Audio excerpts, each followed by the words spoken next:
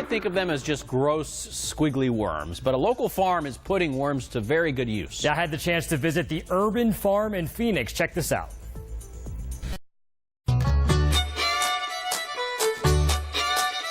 Let's be clear. Today, we are talking all about worm poop. In the Phoenix metropolitan area, there's something like 1,100 tons of food waste every day.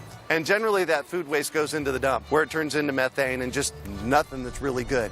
So what we like to do is we like to feed it to worms, and those worms make it into what we call gardener's gold, worm poop or worm castings. That's Greg Peterson, owner of the urban farm. The urban farm is my house. It's 1/3 of an acre right in the middle of Phoenix. We do fruit trees. There's about 80 of them on the property, edible landscapes. Basically, we're being green here. This weekend, he's teaching a class on worm composting and how to make a worm bin.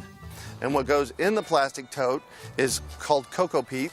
Cocoa peat is just a benign substance that the worms can climb through, and they eat some of it. Then we add compost and worms, and what you get after about 90 days is worm poop or worm castings. Aside from the environmental benefit, how else does worm poop help? There's some magical quality to them that just jump starts your garden. And part of it is the microorganisms that live in the worm poop that actually infuse micronutrients into the soil and then into your plants. You can sign up for the $99 class and get more info at urbanfarm.org. And here's Greg's final thought. Poop, poop, poop, poop, worm poop.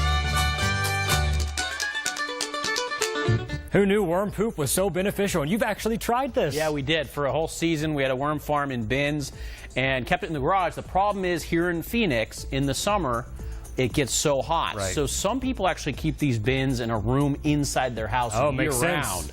Otherwise, if you have them deep enough in some parts of your backyard, they may be able to last. But worm farms are great, and if you have a garden, obviously, use some great compost. Yeah, that class is 1:30 to 3:30 tomorrow. So if you want to check it out, go to urbanfarm.org.